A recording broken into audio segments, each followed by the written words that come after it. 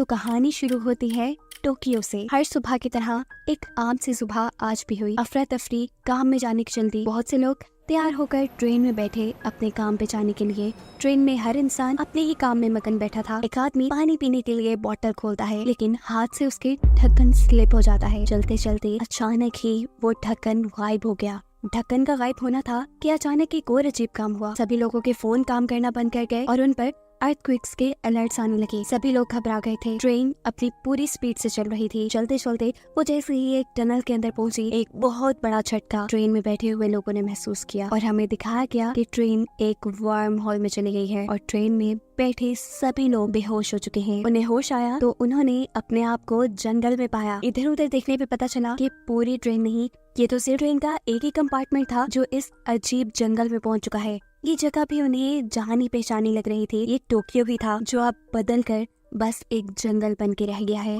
ये सब कुछ देखकर सभी लोग शॉक थे। किसी को समझ नहीं आया कि उनके साथ क्या हुआ। ट्रेन में मौजूद सैम नाम का आदमी, जो कि एक फायर फाइटर है, वो सिचुएशन को संभालने के लिए सभी पैनिक हुए लोगों को रिलैक्स करने की कोशिश करता है। उसके इस काम में मदद करती है यूमी नामी एक लड़की जो अभी फायर फाइटर बन रही थी। सैम ने एक टीचर के तौर पे उसे काफी क्लासेस भी दी थी और वो सैम को पसंद भी करती है। फिर सीन कट होता है और हमें 2023 में वही टोक्यो शहर दिखाया जाता है। वो दिन जिस दिन ये सब लोग ट्रेन में बैठे थे। ट्रेन की मैनेजमेंट हैरान परेशान है कि आखिर चलती ट्रेन के 2 कंपार्टमेंट्स कहाँ गायब हो गए। सैम के कंपार्टमेंट को तो हम देख चुके हैं, लेकिन एक और कंपार्टमेंट भी गायब है जिसे अभी तक नहीं दिखाया गया। इंजीनियर्स टनल को चेक करते हैं जिस टनल के अंदर से वो कंपार्टमेंट्स गायब हुए थे। दूसरी तरफ हम सैम, यूमी और उसके साथ एक और लड़के को देखते हैं जो भी टनल को ही चेक कर रही है, ये जानने के लिए कि शायद वहाँ कोई उन्हें ढूंढते ढूंढते आया हो। उन्हें दूसरी तरफ कोई रोशनी दिखाई देती है। यहाँ इंजीनियर्स को भी 2 रोशनी दिखाई दे रही थी। इंजीनियर्स को लगा सभी लोग दूसरी तरफ मौजूद हैं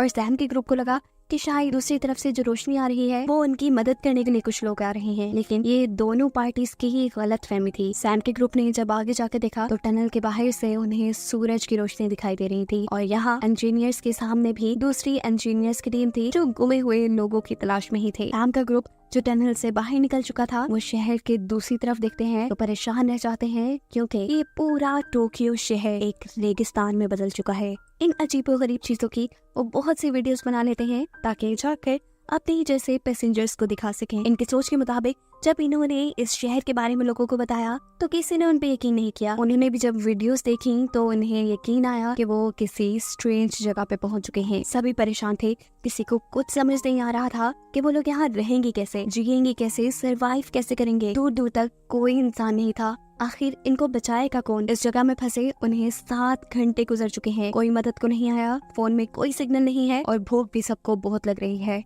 जिनके पास भी कुछ थोड़े से स्नैक्स थे, ये लोग एक दूसरे से शेयर करते हैं और अपना पेट भरते हैं। इसी ट्रेन में पेनी नाम की सेल्फिश लड़की, उसे कुछ ज्यादा ही शायद भूख लगी थी। वो सबके बैग्स में खाने पीने की चीजें तलाश करना शुरू करती है। खाने का तो कुछ नहीं मिलता, लेकिन एक आदमी के बैग में उसे एक गवर्नमेंट लेटर मिल जाता है जिसमें साफ लिखा था कि वो एक क्रिमिनल है। रैनी का उल्टा दिमाग उल्टा ही चला। उसे लगा कि ये सारा काम जरूर इस क्रिमिनल का है। उसने हमें यहाँ फंसा दिया ताकि वो गवर्नमेंट को ब्लैकमेल कर सके उसकी सजा खत्म होने के लिए। ये बात वोट कर सबको भी बता देती है। हाशिमा बेचारा सबको समझाता रह जाता है कि ये लेटर मेरा नहीं है, मेरी बात तो सुनने की कोशिश करें, लेकिन जब कोई उसकी बात नहीं सुनता तो कहता है ठीक है, मैं जा रहा हूँ यहाँ से। अब सब लोग आराम से मिलकर यहाँ रहे। उसके इस कंपार्टमेंट से बाहर जाते ही एक व्लॉगर लड़का यहाँ सैम और यूमी को बताता है कि रीना गलत कह रही है, वो खुद सबके बैग से चोरी कर रही थी और मुझे नहीं लगता कि कायाशिमा एक क्रिमिनल है। ये जानकर सैम को बुरा लगा। वो कायाशिमा को ढूंढने के लिए बाहर जाता है, जहाँ कायाशिमा चलते चलते एक खाई में गिरने वाला था, लेकिन सही वक्त पे वहाँ पे सैम आकर उसे बचा लेता है। सैम के बचाने के बाद कायाशिमा उसका शुक्रिया करता है और उसे कहता है कि मैं क्रिमिनल नहीं हूँ, मैं एक बहुत ही मशहूर हेयर ड्रेसर हूँ। सैम इससे पहले उससे और भी कुछ पूछता, वो उसे चुप करवा देता है। यानी उसने उस क्रिमिनल वाले लेटर के बारे में इन्हें अभी तक कुछ नहीं बताया। परेशानी में रात हो जाती है। बहुत से लोग तो सो गए थे, लेकिन बहुत से लोग परेशानी में नींद तो दूर, सोच उनकी जान ही नहीं छोड़ी। सुबह भी हो जाती है। ऐसे के ऐसे सब लोग बेहाल बैठे हैं। सैम सबकी थोड़ी थोड़ी मदद करने की कोशिश करता है और उसके इस एटीट्यूड से कायाशिमा गुस्सा आ जाता है कि फजूल में एक इंसान इतना अच्छा कैसे हो सकता है। उससे पूछता है कि आखिर तुम सबकी इतनी मदद क्यों कर रहे हो, तुम्हारा मसला क्या है?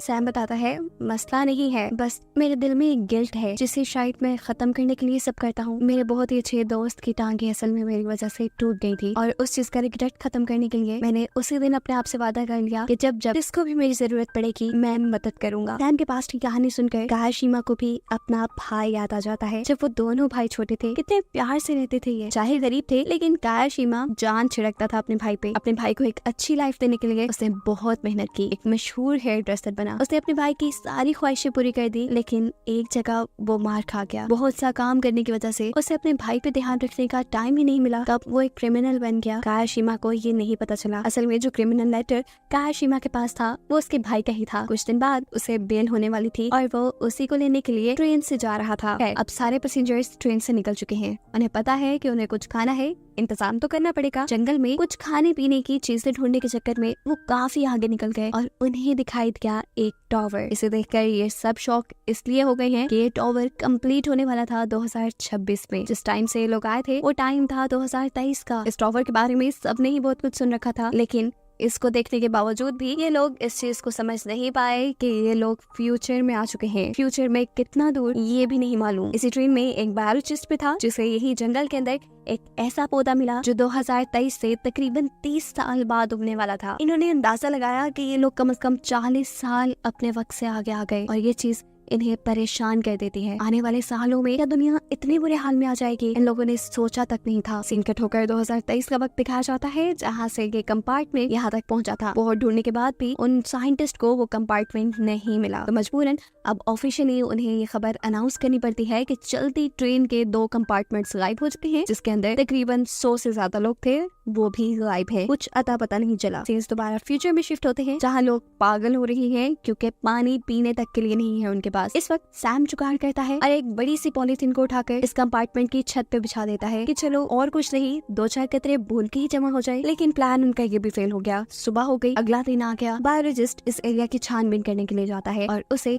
एक ऐसा फ्लावर मिलता है जो बहुत ज्यादा पानी के आसपास उगता था। इसे देखकर उसे क्लू मिला, जरूर आसपास कोई चश्मा या नदी है। ये सुन सैम डिसाइड करता है कि अगर तो यहाँ कोई चश्मा या नदी है तो वो उसे ढूंढ कर रहेगा ताकि उसके सभी साथी प्यास बुझा सके। उसके साथ जाते हैं ये बायोलॉजिस्ट कायाशीमा और यूमी भी। चलते चलते ये लोग पहुंचे एक बहुत ही बड़े पहाड़ के पास। पहाड़ है तो चश्मा भी होने के चांसेस हैं, लेकिन इतने ऊंचे और इतने सीधे पहाड़ पे चढ़ेगा कौन और किस तरह? इस काम के लिए ये सब मिलकर एक रस्सी बनाते हैं और सैम जो कि एक फायर फाइटर है और रस्सी से दीवारों पर चढ़ने का उसे काफी एक्सपीरियंस है, वो यहाँ इस पहाड़ के ऊपर चढ़ता है और फाइनली इन्हें पानी भी मिल गया है। खुशी से ये लोग झूमने लगे। सैम इस पहाड़ के ऊपर से दूर दूर तक देखने लगता है। जहाँ टोक्यो की बड़ी बड़ी मशहूर बिल्डिंग्स थी वो जगह बस एक समुंदर बन गई थी। उसने बात आकर अपने साथियों को बताई। सभी लोग और भी ज्यादा परेशान हो गए ये जानकर कि आखिर फ्यूचर में ऐसा क्या होने वाला था कि जिससे ये दुनिया इतनी बर्बाद हो जाएगी। एक और दिन खत्म हो जाता है, रात हो जाती है और टनाका नाम का एक आदमी कंपार्टमेंट से बाहर निकलता है। वो अपना काम कर ही रहा था कि यहाँ पे कोई इंसान उसके ऊपर हमला कर देता है। खैर उसके हमले से तो उसने अपने आप को बचा लिया, लेकिन जबकि बाहर वो जाकर अपने कंपार्टमेंट के साथियों को बताता है तो कोई इस पे यकीन ही नहीं कर रहा था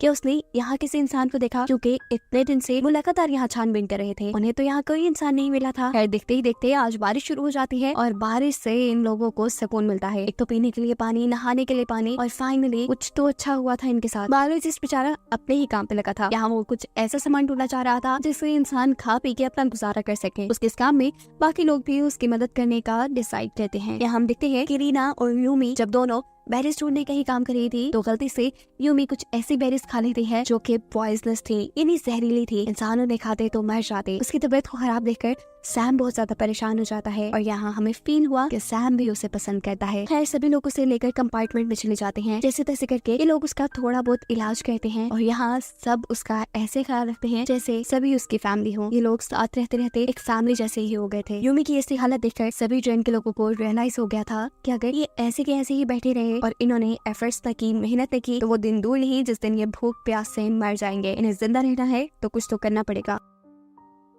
इसीलिए अगले ही दिन से ये लोग काम करने का फैसला करते हैं। कुछ लोगों ने यहाँ खाना ढूंढा था, कुछ लोगों ने मिलकर बर्तन बनाए और आज के दिन इन्होंने बहुत सा काम किया। खाने को भी इन्हें बहुत कुछ मिला था, लेकिन ये सब करने के बाद भी वो लोग ज्यादा खुश नहीं थे। उन्होंने रियलाइज किया कि खाने के तौर पे उन्होंने कुछ जहरीली बेरीज भी जमा कर ली थी। इस टाइम पर कायाशीमा को शक होता है कि शायद उन्होंने ये पॉइजनस बेरीज नहीं जमा की, उनके खाने में बेरीज शायद तनाका ने मिलाई हैं, जिसे ये लोग अपने कंपार्टमेंट से निकाल चुके हैं क्योंकि उसने कायाशिमा की सीजर चुरा ली थी। ये लोग अब उस आदमी को ढूंढने के लिए निकलते हैं। सैम पूरी रात जंगल में भटकता रहा, उसे तनाका कहीं नहीं मिला, लेकिन उसने कायाशिमा की सीजर जरूर ढूंढ ली। अब बायोलॉजिस्ट जो हर दिन इनका कोई ना कोई फायदा कर दिया करता था, वो इस एरिया को रीड करते हुए उन्हें बताता है कि उसके नॉलेज के मुताबिक जैसा इस जगह का स्ट्रक्चर है, यहाँ करीब ही कहीं नदी भी गुजर रही होगी, और अगर यहाँ नदी है तो इनके पानी की भी सारी जरूरतें पूरी हो जाएंगी और ये लोग वहाँ से मछलियाँ भी पकड़ सकते हैं। यह जबरदस्त आइडिया था। सभी उसके आइडिया पे काम करने के लिए निकलते हैं, यानी एक नदी ढूंढने के लिए निकल जाते हैं, और रास्ते में ही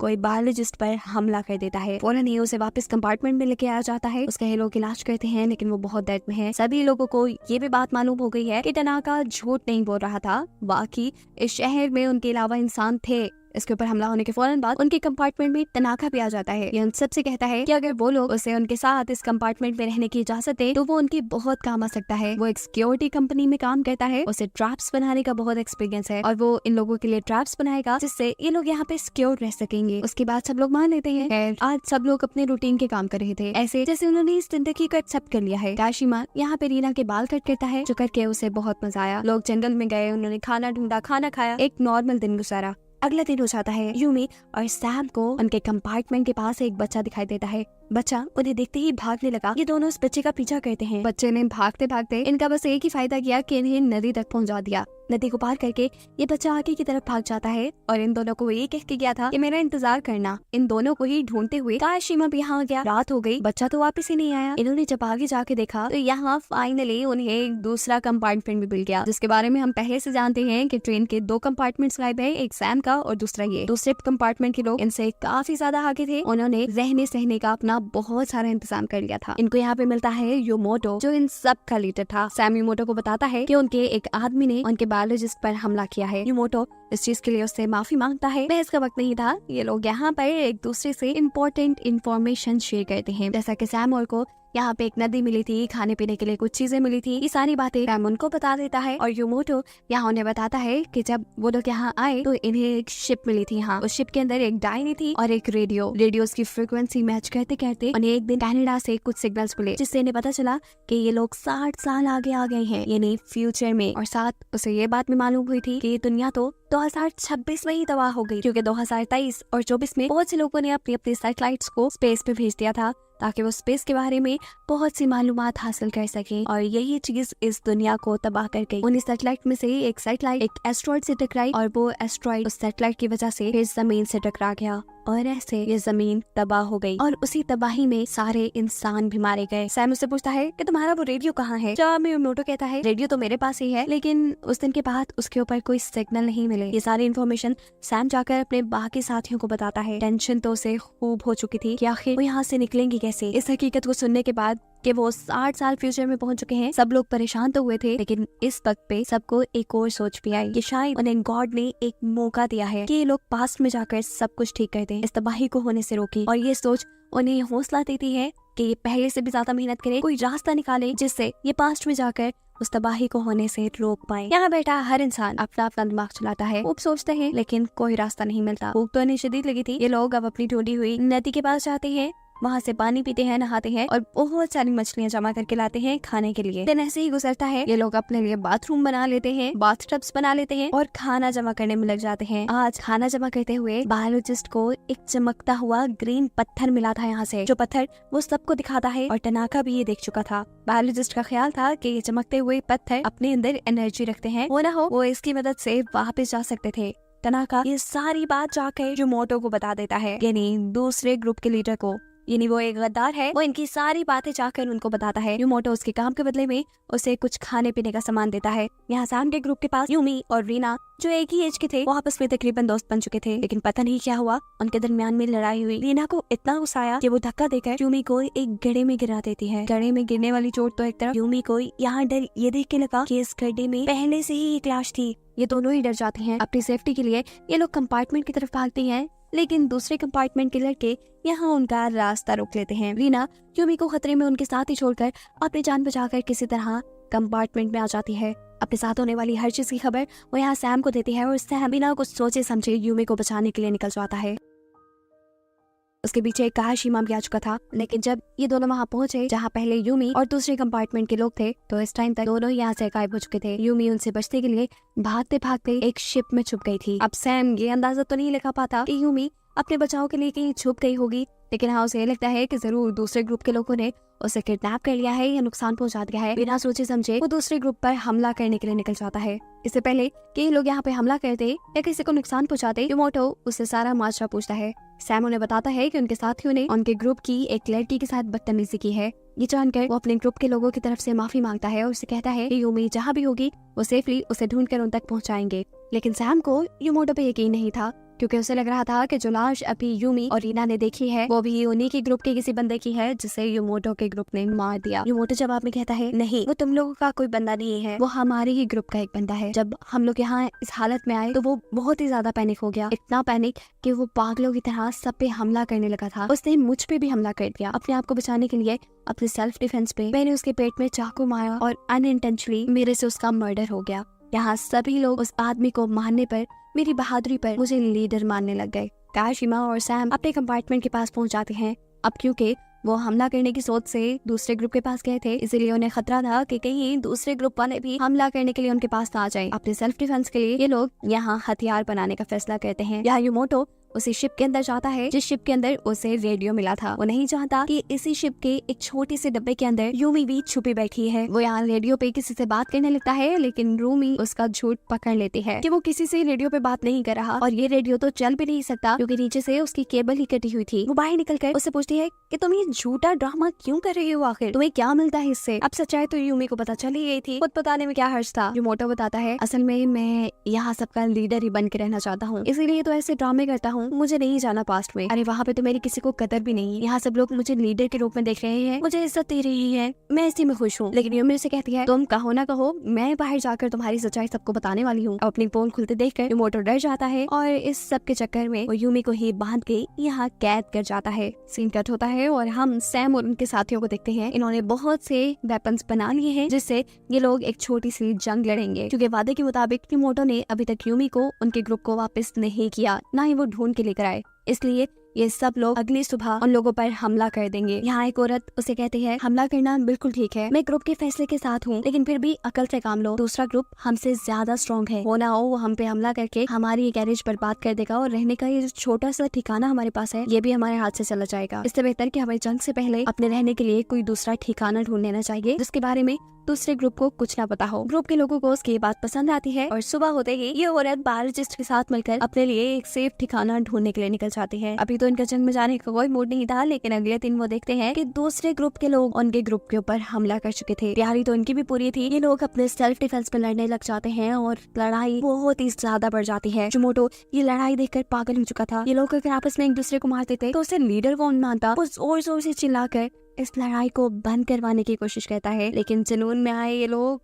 लड़ने से बाज आने वाले नहीं थे। कभी सैम की टीम उनके ऊपर भारी पड़ती है तो कभी दूसरा ग्रुप सैम की टीम को हराने वाला था। इससे पहले कि इस लड़ाई में बहुत से लोग मर जाते, यूमी यहाँ एंट्री करती है, जिसने अपने आप को उस शिप में से आजाद करवा लिया था। वो यहाँ आकर सबको युमोटो की यानी इस लीडर की सच्चाई बता देती है कि उसने अभी तक जो कुछ भी इन सबको बताया वो झूठ था। उसके पास कोई रेडियो नहीं है, उसे कोई सिग्नल नहीं मिले। अब तो डिफेंस में युमोटो कहता है, मैंने ये सब इसलिए किया कि सबके अंदर वापस जाने की होप जिंदा रहे, कोई भी दिल ना हार बैठे, और अगर इस वक्त पर कोई हिम्मत छोड़ देता, कोई हार मान लेता तो वो सुसाइड भी कर सकता था। सैम को भी उसकी ये बात पसंद आई थी, लेकिन अब युमोटो ने फैसला कर लिया था कि वो लीडर नहीं रहेगा। वो यहाँ पर एक डायरी छोड़कर चला जाता है। इस डायरी के अंदर ही वो सारी बातें लिखी थी जो पहले युमोटो ने इन्हें बताई थी कि उसे रेडियो से पता चली, जैसा कि ये लोग इस टाइम 2060 में हैं, 2026 में दुनिया बर्बाद हो गई, वो किस वजह से हुई, कैसे हुई, ये सभी चीजें इस डायरी में लिखी थी। ये डायरी उसे उस शिप से ही मिली थी। बायोलॉजिस्ट और वो औरत जो अपने रहने के लिए एक दूसरा ठिकाना ढूंढने के लिए गए थे, उन्हें यहाँ एक ऐसा टॉवल मिलता है जिसके अंदर बहुत से ग्रीन चमकते हुए पत्थर हैं। जबकि ये सीन कट होता है और हमें 2023 का टाइम दिखाया जाता है। एक साइंटिस्ट जो ट्रेन के डब्बों के गायब होने की मिस्ट्री ढूंढ रहा है, वो इस टाइम भी टनल को स्टडी कर रहा था। टनल की फुटेज को गौर से देखने पे उसे पता चला कि जिस टाइम ट्रेन के अंदर से वो डब्बे गायब हुए, उस टाइम टनल के अंदर एक वर्म होल बन चुका था, जो कि सुपरनोवा नामी एक्सप्लोजन की वजह से हुआ था। इस फिनोमिना के मुताबिक ऐसे बड़े बड़े एक्सप्लोजन तब होते हैं जब एक प्लैनेट बहुत ज्यादा बूढ़ा हो जाए, तब उसके कोर में से कुछ ऐसी पावर्स निकलती हैं जिससे बहुत बड़े एक्सप्लोजन होते हैं, और इसी एक्सप्लोजन की वजह से वहाँ एक वर्म होल बना जिससे 2023 और 2060 की टाइमलाइन जोड़ दी। यानी वो साइंटिस्ट तो ये मिस्ट्री सॉल्व कर चुका था, पर सैम और का ये मिस्ट्री सॉल्व करना अभी बाकी था। ये लोग भी ज्यादा वक्त नहीं लगाते, वो डायरी जो इनके हाथ लगी थी उसको स्टडी करने पे इन्हें भी सुपरनोवा एक्सप्लोजन के बारे में पता चल जाता है। यहाँ पे बैठा हुआ एक साइंस टीचर सभी लोगों को सुपरनोवा एक्सप्लोजन के बारे में बताता है कि ये एक्सप्लोजन जमीन के या किसी भी प्लैनेट पे तब होता है जब प्लैनेट बहुत ज्यादा बूढ़ा हो जाए, मरने के करीब चला जाए। उनकी बातें करते करते अचानक यहाँ बहुत बड़ा तूफान आ जाता है। सभी लोग अपने कंपार्टमेंट में वापस आ जाते हैं। टनाका डिसाइड करता है कि वो इस कंपार्टमेंट के इमरजेंसी गेट को खोलकर दूसरी तरफ वाली टनल के अंदर चला जाएगा इस तूफान से बचने के लिए। वो जैसे ही इमरजेंसी गेट खोलता है इस कंपार्टमेंट का, तो दूसरी तरफ ये देखते हैं कि एक बहुत बड़ा वर्म होल बना हुआ है जो आहिस्ता आहिस्ता यहाँ की हेल्थी चीजों को अपने अंदर खींच रहा था। उसने टनाका की बनाई हुई एक छोटी सी डॉल को भी अपने अंदर खींच लिया था। अचानक तूफान बंद होता है और ये वर्म होल भी बंद हो जाता है। सीन कट होकर दूसरी तरफ 2023 के अंदर हम देखते हैं कि ट्रेन मैनेजमेंट के पास एक डिटेक्टिव भी है। ये लोग इसी टनल के अंदर खड़े होकर अपने केस को स्टडी कर रहे थे कि अचानक उनके पास टनाका की वो डॉल आकर गिरती है जो वर्म होल की वजह से यहाँ आई है। यहाँ वर्म होल को देखने के बाद इन लोगों को भी समझ आ गया था कि आखिर वापस जाना कैसे है। इन्हें वापस जाने के लिए एक वर्म होल बनाना था जिसके लिए कुछ स्पेशल रेडियो एक्टिव पत्थर और बहुत बड़ा एनर्जी सोर्स चाहिए था। पावर स्टेशन तो इस शहर में हो सकता था लेकिन उसे ढूंढना मुश्किल था, नामुमकिन नहीं। ये सब लोग मिलकर काम करते हैं, एक पावर स्टेशन ढूंढ लेते हैं जो कि जमीन के अंदर ऐसा दबा हुआ था जैसे कभी उसे इस्तेमाल ही ना किया गया हो। उस पावर स्टेशन को निकालने के बाद ये लोग उन ग्रीन पत्थरों का इस्तेमाल करते हैं और यहाँ उनके मेहनत से बनाए सेटअप की वजह से अचानक बहुत बड़ा तूफान आता है और वर्म होल भी वहाँ बन जाता है। सभी लोग इस वर्म होल को देखकर बहुत खुश थे। जिस इंसान ने वापस आना था वो इस कंपार्टमेंट के अंदर आना शुरू हो जाता है। ये लोग टनाका को भी अंदर आने को कहते हैं लेकिन टनाका इस टाइम से वापस जाना नहीं चाहता था। वो इनसे कहता है नहीं, बस मैं यहाँ खुश हूँ। इन सबको वो आखिरी बार बाय करके उनकी ट्रेन का दरवाजा बंद कर देता है। ट्रेन में एक बहुत बड़ा झटका आता है और ट्रेन पहुंच जाती है वापस इनकी टाइमलाइन में। पहले की तरह ही ये बेहोश हो गए थे और जब इन्हें होश आया तो कोई जोर जोर से उनकी कैरेज को खटखटा रहा था। बाहर आने पे पता चला कि ये लोग तो 2023 के बजाय 2026 में आ गए और ये वही साल है जिस साल ये दुनिया तबाह हो जाएगी। दुनिया को बचाने के लिए उनके पास टाइम बहुत कम रह गया था। हर इंसान यहाँ पे मौजूद लोगों को समझाने लगता है कि दुनिया तबाह होने वाली है,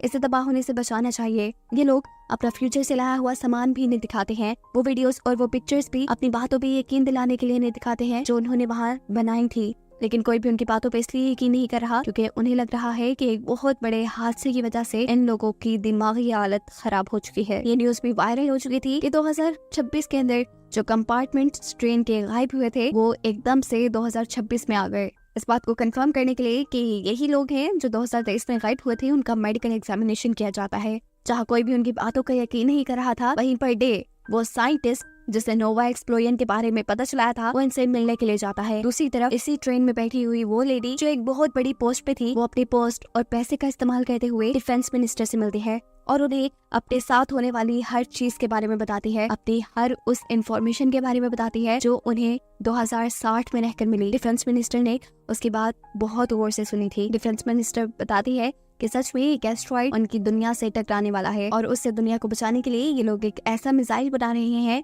जिससे ये लोग उस एस्ट्रॉइड को स्पेस पे ही तबाह कर देंगे। वो दुनिया से नहीं टकराएगा और ऐसे दुनिया सेफ रह जाएगी। ये जानने के बाद इस औरत के भी सांस में सांस आया था। उसने ये सारी बातें अपने टीम मेंबर्स को भी बता दी थी। ये लोग उसकी बातें सुन के रिलैक्स तो हुए लेकिन पूरी तरह नहीं। जो कुछ वो देख रहे थे उसके बाद किसी भी चीज पे यकीन करना मुश्किल था। आखिर वो दिन भी आ जाता है जिस दिन एस्ट्रॉइड इस दुनिया से टकराने वाला था। सबकी सांसें थमी हुई थी। ये सब एक दूसरे से ऐसे मिलते हैं जैसे आइंदा ये कभी मिलेंगे ही नहीं। इन्हें एतबार नहीं था, न जाने ये दुनिया बचेगी भी या नहीं। सभी लोग मिलकर उस न्यूज को देख रहे थे जहाँ मिसाइल आसमान में जा रहा था। इनकी सांसें तब तक थमी रही जब तक इन्हें ये गुड न्यूज नहीं मिल गई कि वो मिसाइल एस्ट्रॉइड को तबाह करने में कामयाब हो गया है। फाइनली ये दुनिया बच चुकी थी और इस दुनिया को उसकी असल हालत में दिखाते हुए ये सीजन यहीं एंड होता है।